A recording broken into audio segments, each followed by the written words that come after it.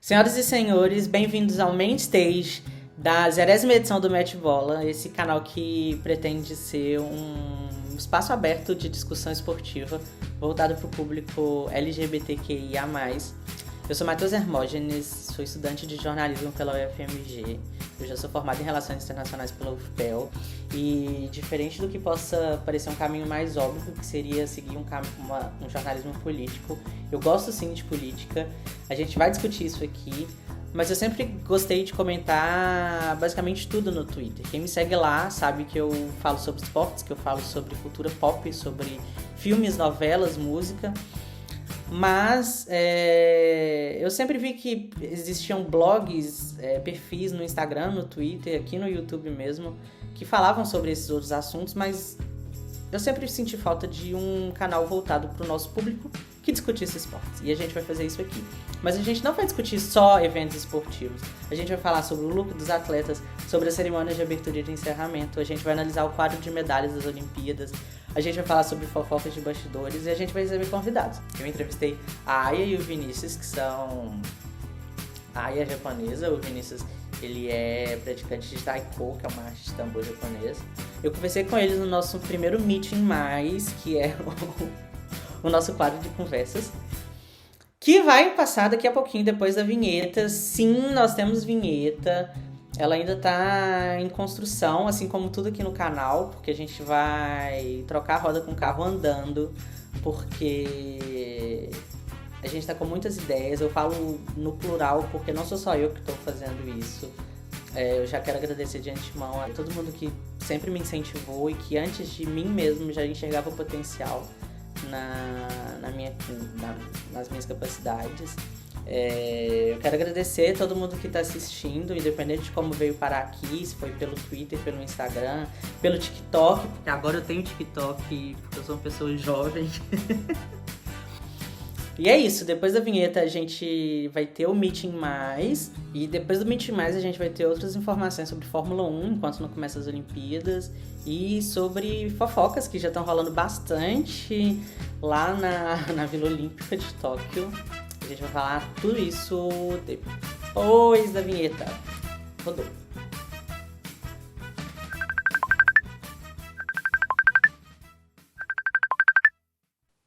E, gente, essa é a primeira edição do Meeting Mais, que vai ser a nossa conversa com convidados ao longo das edições do Match Bola.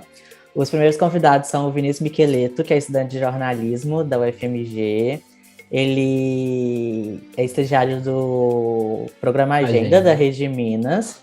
Ele é grande entusiasta da cultura asiática já há muito tempo. Ele é praticante de Taiko, que é uma arte de tambores japonês.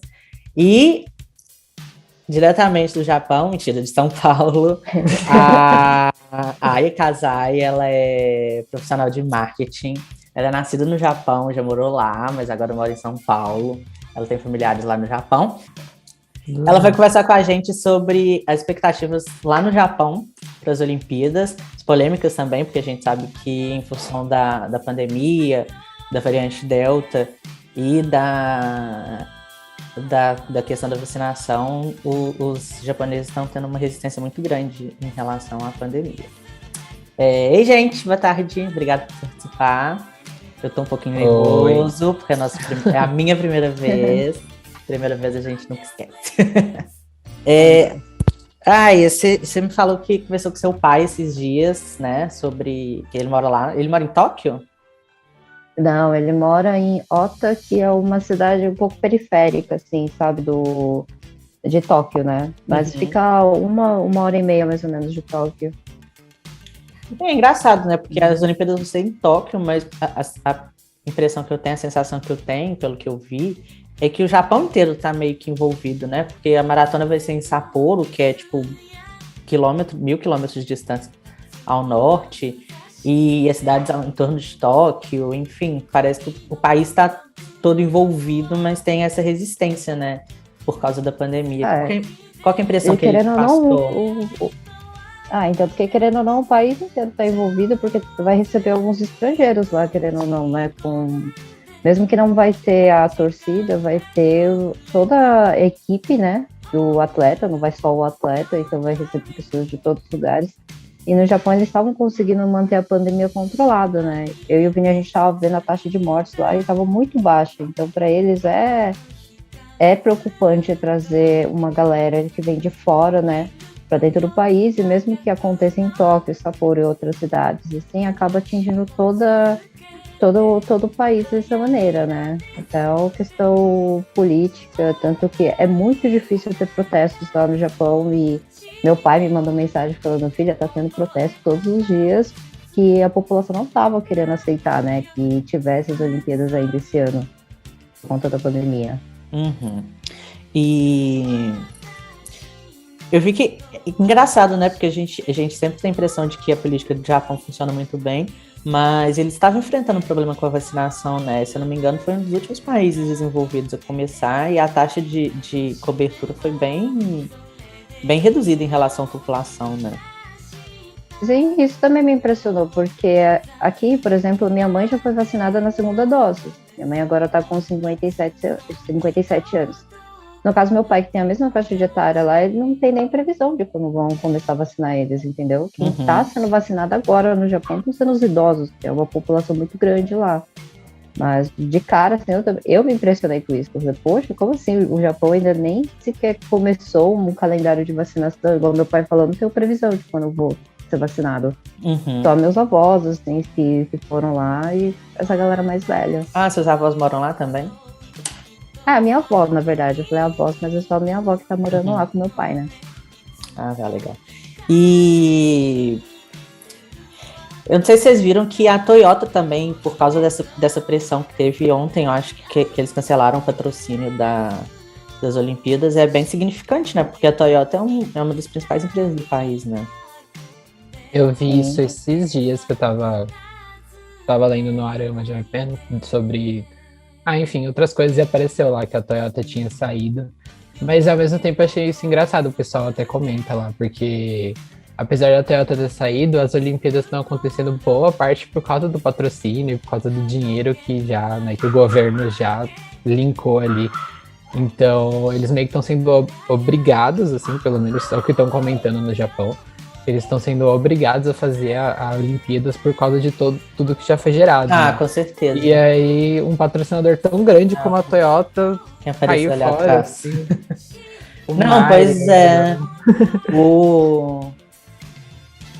O Shinzo Abe foi muito criticado, né, em função disso, porque ele foi um dos principais, assim, garantidores da Olimpíada lá, né, e acabou que ele teve que sair antes da...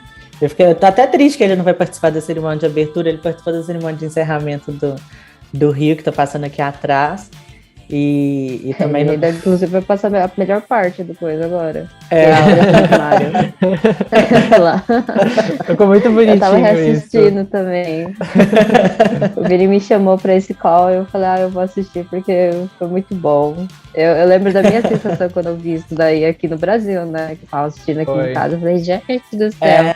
Tanto que a expectativa tá muito alta, mas voltando pro assunto, eu vi também agora que saiu uma notícia falando que o primeiro-ministro japonês já comentou que tem chance, assim, da Olimpíada ser cancelada, assim, do nada, nos últimos momentos. Nossa. Eles já jogaram a bola, que durante os jogos, porque vai ter jogos até, acho que até o final da primeira semana de agosto, se não me engano, né? Até dia 5, acho que é até dia 5.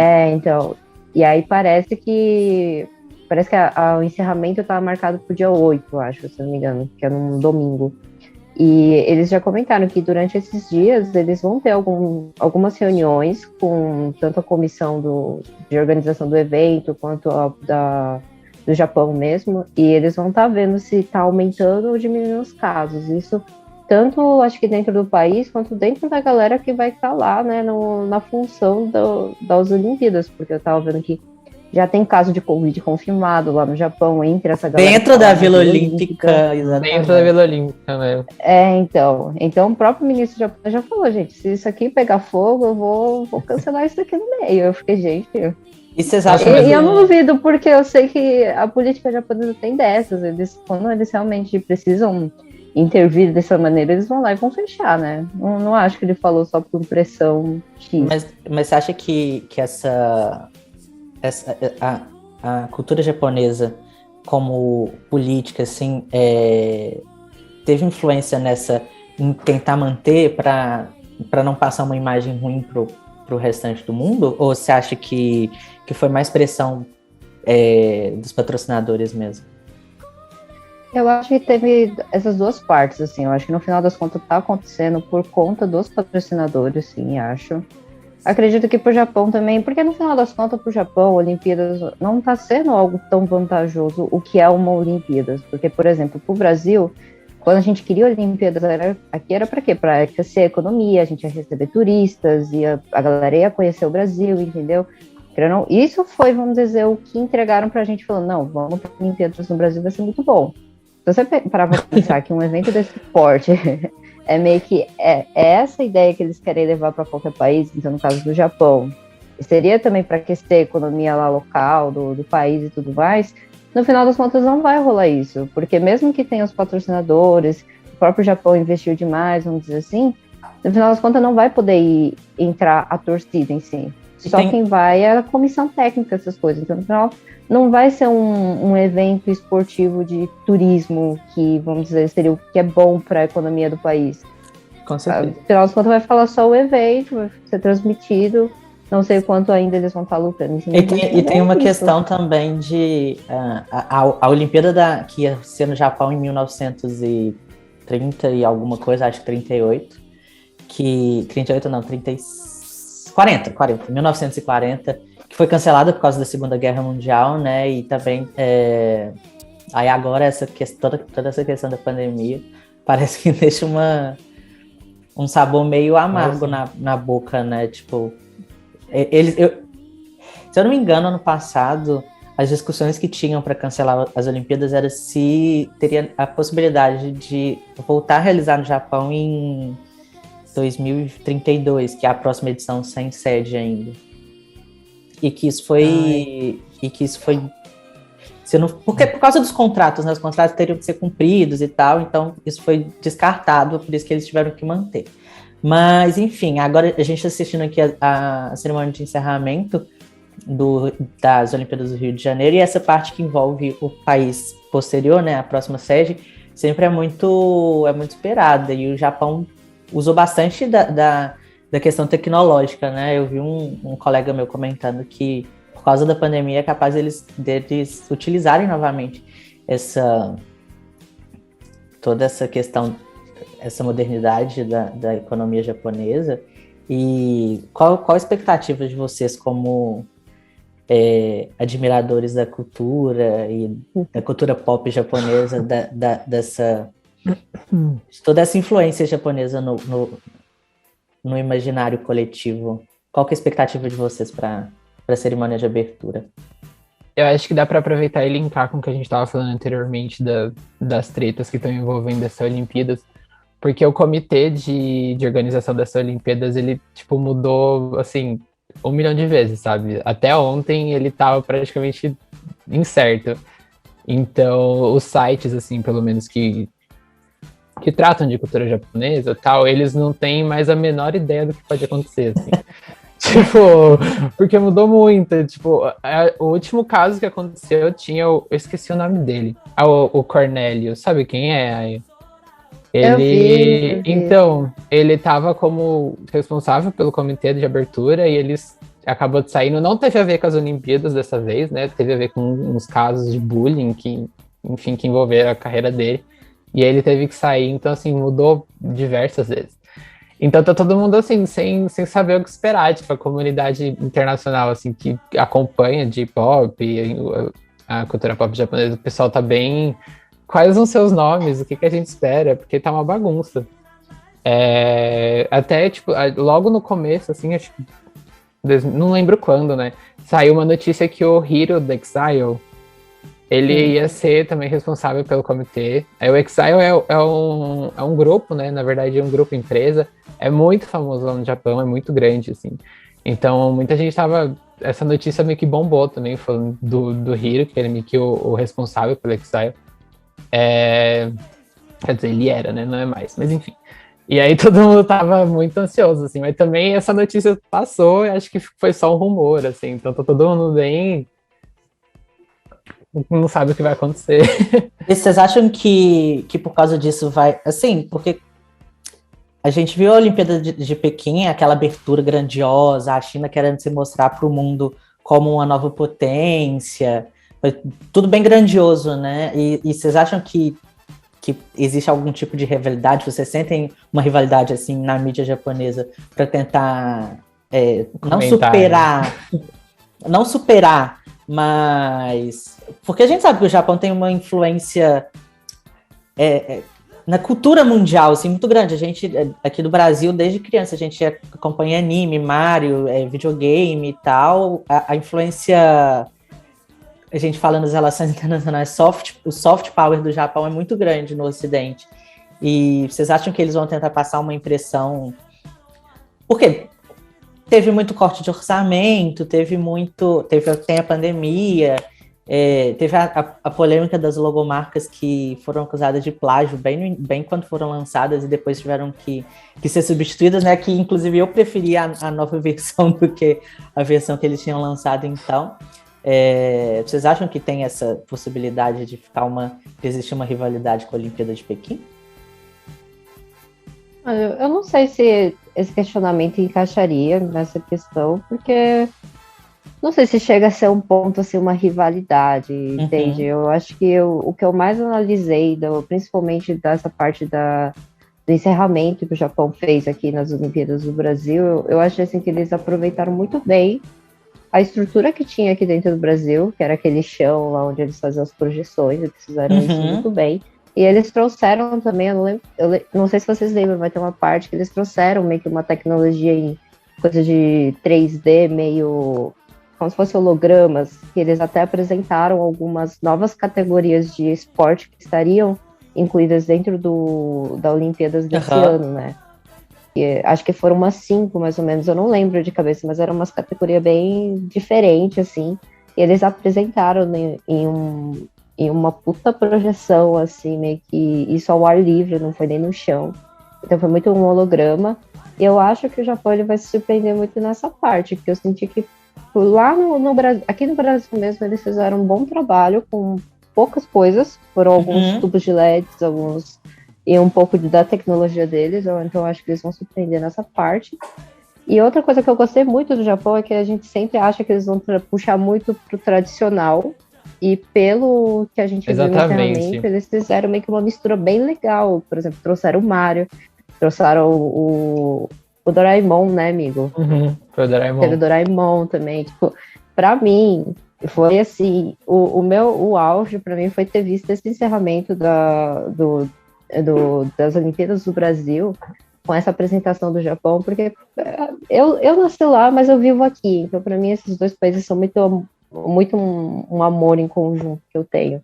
Então, foi muito legal ver essa interação. E foi muito interessante ver o Japão trazendo essa cultura pop deles, que é uma cultura pop que é difundida no mundo inteiro, então, tipo, não é estranho para ninguém.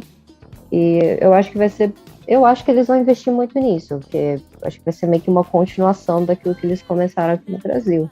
Agora, quanto à rivalidade com o Pequim, eu não sei se o Japão tem... faz muito tempo que eu saí de lá, então eu não sei mais como que estão a questão nacionalista deles e quais estão os ânimos dele para querer se mostrar em frente a uma potência, porque eu vendo assim, vamos dizer, pelo que a gente estuda em geopolítica e tudo mais, o Japão chegou em um momento que ele já não precisa mais se mostrar dessa maneira, né, eu acho. Exatamente. Então, isso aí. E falando em... Você quer falar, Vini? Eu ia falar, sim, eu acho que... Eu concordo totalmente com a Aya nessa questão envolvendo a China, e eu acho que quanto a abertura em si, eu acho que ela vai ser reduzida.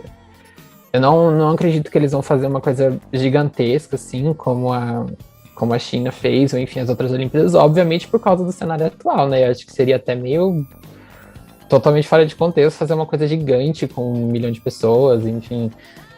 Então, provavelmente eles vão abusar muito da tecnologia, claro, mas vai ser algo reduzido, eu tenho quase certeza, assim. Tanto que os nomes de artistas que o pessoal tá esperando muito, sabe? que desde quando aconteceu as Olimpíadas do Rio, a gente não tem ideia se realmente vão aparecer, né? Talvez nem os artistas em si cheguem a estar nas Olimpíadas, né? Mas, enfim.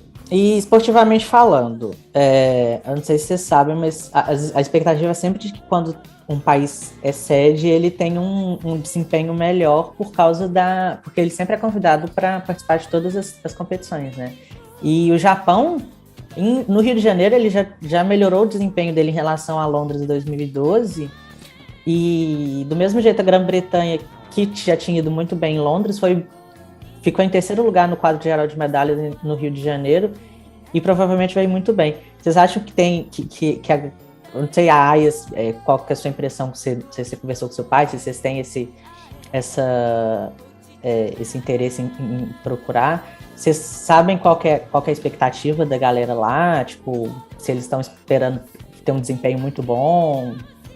Como é que tá essa sensação? O Japão, ele é um país que ele investe muito em esporte, né? Tipo, o esporte, ele é presente na vida dos japoneses desde muito novo. Então, desde muito novo, a educação física lá é levada muito a sério, né? Só que eu sinto que é uma forma de investimento tão inclusa, assim, entre toda a população, que acaba que eles talvez não tenham meio que esse que é a mais, por exemplo, que tem aqui no Brasil, de transformar atletas em astros, sabe? Uhum. Trazer pessoas que vai ser aquela pessoa que vai acumular medalhas e tudo mais. Isso é assim, eu posso estar falando besteira porque é a minha impressão que eu tenho do Japão como meio que uma potência esportística, né? Eu vejo assim que eles são pessoas realmente engajadas com esportes, mas não fazem... Não sei se eu não tenho conhecimento se tem algum incentivo do governo e tal para as pessoas irem além e se transformarem tipo atletas olímpicos, né? Posso estar falando besteira porque eu sei que tem categorias em que o Japão se sobressai. Mas, por exemplo, uma coisa que eu acompanho muito, principalmente porque tem mais de um evento assim grandioso, né, a cada 4 anos, que seria, vamos dizer, o futebol. O japonês, eu digo isso muito vendo do futebol, que é o que eu acompanho e eu gosto, né? Quando eu chego na última Copa do Mundo, eu lembro de eu ter torcido demais pelo Japão. Foi a primeira Japão vez quase eliminou a Bélgica. Japão... A gente surtou muito. Nossa, eu surtei demais, gente. Porque, você foi em algum jogo do Japão na Copa América, que teve aqui no Brasil em 2019? Que o Vini foi, né? Em PH. Você chegou aí, Aya? Não fui. Não? Não. E, eu adoro, assim, futebol, mas sempre, assim, fico naquela coisa, você vai torcer pro Japão ou você vai torcer pro Brasil? Eu falo, gente, eu vou torcer pro Brasil, porque tem chance, entendeu? Mas Japão... Bom... A gente sempre fica lá, né? Não, mas tem chance, sempre. E além do futebol, vocês estão com expectativa para assistir algum esporte? Tipo, a ginástica do Japão é bem forte, né? Não imagino nada também nessa questão esportiva, eu sou bem igual a Aya, assim. A única coisa que eu vou acompanhar, com certeza, é a seleção de vôlei, porque, enfim, eles não têm realmente essa questão de transformar os como é que fala? Os esportistas os atletas em astros e tal, mas alguns se sobressaem, né? Tipo, na seleção de vôlei tem o Ishida, Ishida, acho que é Nishida, né? Esqueci o nome dele agora, Yuji Nishida, isso. Ele é super famoso, ele tá super em alta, e tipo, a seleção de vôlei do Japão, ela conquista bastante país, assim, é uma parte que eu sei. Agora do resto não posso falar muito, não. Mas eu provavelmente É verdade, o vôlei deles é forte. É forte, né? O feminino é muito forte também. É forte. E a galera acompanha bastante. A galera acompanha o Grand Prix. O Grand Prix de vôlei foi anos e anos lá no Japão, né? Nossa, tem várias galera, tipo, páginas internacionais que o pessoal é fã mesmo, assim, da seleção de vôlei, enfim, dos times de vôlei do Japão. O vôlei japonês eu acompanhava. Porque tinha mesmo no Grand Prix, que era todo ano, tinha lá no Japão. E era meio que uma maratona, assim, que era todos os dias de jogos, quase. Nossa, a minha avó ficava acordada de madrugada assistindo o Grand Prix. Eu ia falar, eu não sei se tem beisebol nas Olimpíadas. Tem. O Japão uma o Japão é potência em beisebol, né? A primeira competição que já tem hoje à noite, inclusive, é de softball, que é o beisebol feminino, né? Se eu não me engano. Ela é bem forte o beisebol. Aqui no Brasil também, né? As comunidades japonesas. Com certeza. E aqui, Mas as lutas é chovendo molhado falar, né? O judô, pelo menos. Sim. Gente, muito obrigado por participarem. Foi muito legal conversar. Eu adorei a experiência. Espero que vocês tenham gostado também. Muito obrigado. Adorei. Arigatou gozaimasu. Amigo, eu adorei. Ai, meu Deus, cringe. Cringe. Cringe, muito cringe. Amigo, eu adorei fazer parte dessa sua primeira experiência. Tirar uma virgindade. Ai, 0ª edição. Sim, eu ia falar besteira aqui. Então, gente, pra quem acompanha e não acompanha, no final de semana teve Fórmula 1 em Silverstone, na Inglaterra, que é um dos circuitos mais tradicionais do Campeonato Mundial. Foi a primeira edição da Sprint Race, que no sábado foi uma corrida rápida de 17 voltas, servindo como classificatório para a corrida principal de domingo. O Hamilton largou em primeiro nessa Sprint Race, mas logo na primeira curva ele perdeu a posição para o Max Verstappen, e que fez a pole position, largou em primeiro no domingo. No domingo foi babado, confusão e gritaria. Nas 3 primeiras voltas, o Hamilton e o Verstappen ficaram disputando essa primeira posição. O Hamilton já tinha falado que ia para cima, logo na entrevista depois do treino da corrida de sábado. E foi isso que aconteceu. Na hora de frear em uma curva, os dois não tiraram o pé. O Verstappen rodou, parou no muro de pneus. O Hamilton acabou perdendo umas posições. A corrida foi interrompida imediatamente, com uma meia hora parada, tudo. Teve relargada. O Charles Leclerc, que tinha largado em quarto, pulou para terceiro, e com a batida dos dois foi parar na primeira posição, largou em primeiro na relargada e liderou a corrida inteira.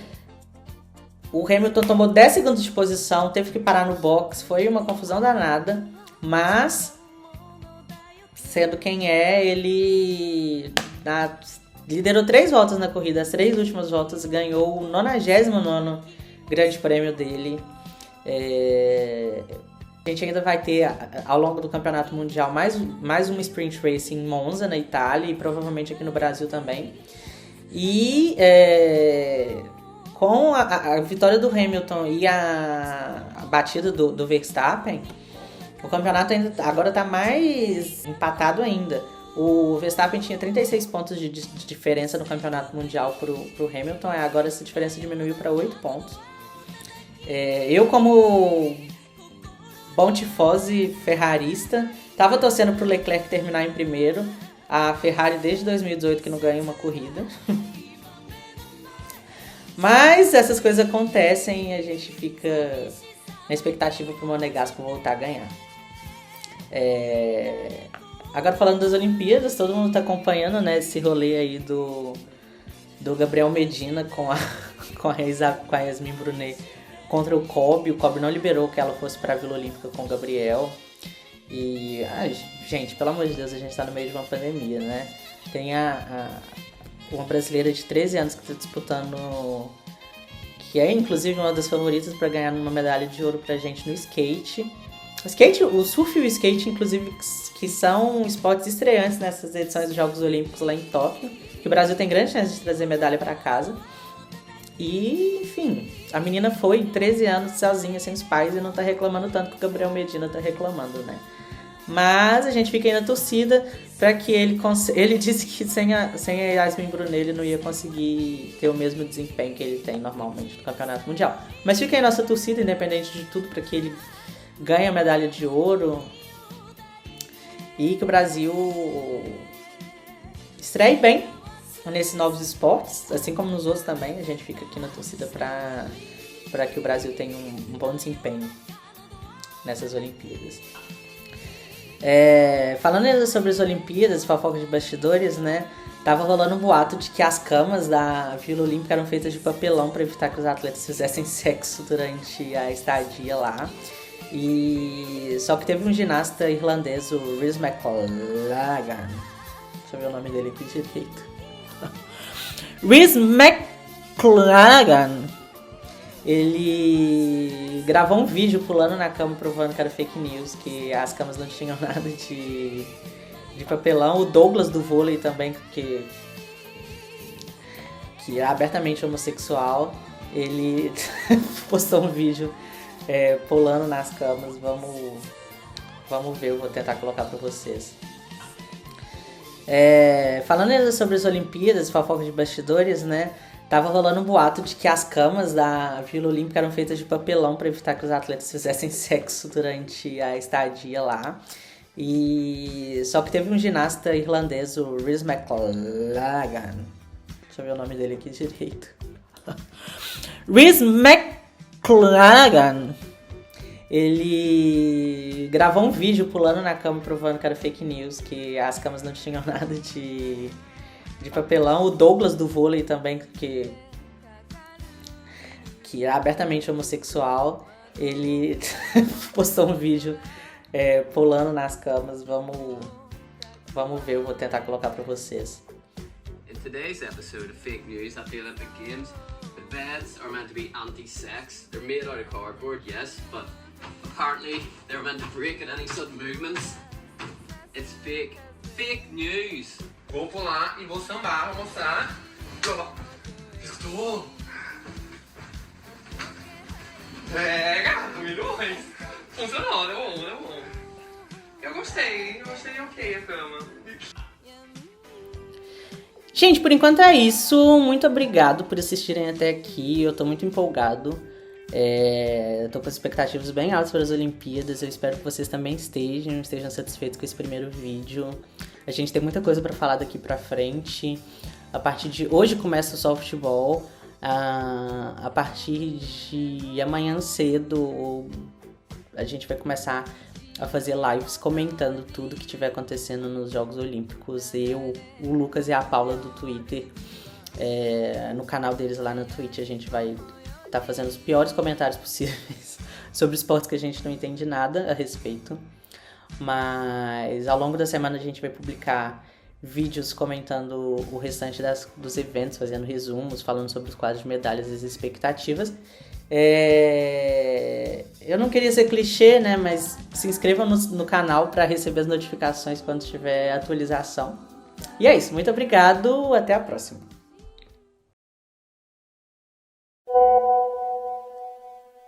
Bem, gente, o Tie Break vai ser um espaço para a gente comentar notícias que surgiram entre a gravação, a edição e a publicação dos vídeos. Na manhã dessa quarta-feira, por exemplo, a seleção feminina de futebol ganhou de 5-0 da China, na primeira rodada do torneio olímpico. O futebol, assim como o softball, começa antes da cerimônia de abertura, em função do tempo mínimo de descanso necessário entre uma partida e outra.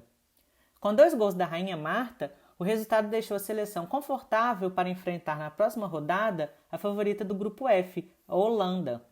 As meninas vão poder jogar por um empate para se classificarem para a próxima fase. E dependendo dos outros resultados, a seleção pode enfrentar já de cara nas quartas de final as seleções da Suécia ou dos Estados Unidos. As suecas e as americanas se enfrentaram nessa primeira rodada, pelo grupo G, e as suecas surpreenderam as tetracampeãs mundiais ao vencerem o time de Megan Rapinoe por 2-0. Rapinoe, para quem não lembra, já foi eleita a melhor jogadora do mundo. É assumidamente lésbica, como nossas atacantes Marta e Cristiane. Rapinoe, assim como Marta, é ativista pela equidade salarial entre o futebol feminino e o masculino, e foi uma voz importante na campanha para derrotar Donald Trump no ano passado. Já nesta quinta-feira, às 8h30 da manhã, a seleção masculina vai enfrentar a Alemanha pela primeira rodada do torneio. As duas seleções vão reeditar a final olímpica da Rio 2016, em que o Brasil derrotou a Alemanha nos pênaltis e conquistou o ouro olímpico inédito no Maracanã lotado. Outra notícia que repercutiu hoje em Tóquio foi a escolha de Brisbane, na Austrália, como sede das Olimpíadas de 2032. Depois de Paris 2024 e Los Angeles 2028, os Jogos Olímpicos retornam ao Hemisfério Sul para sua 4ª edição abaixo do Equador. As anteriores foram em Melbourne, 1956, Sydney 2000 e Rio de Janeiro 2016.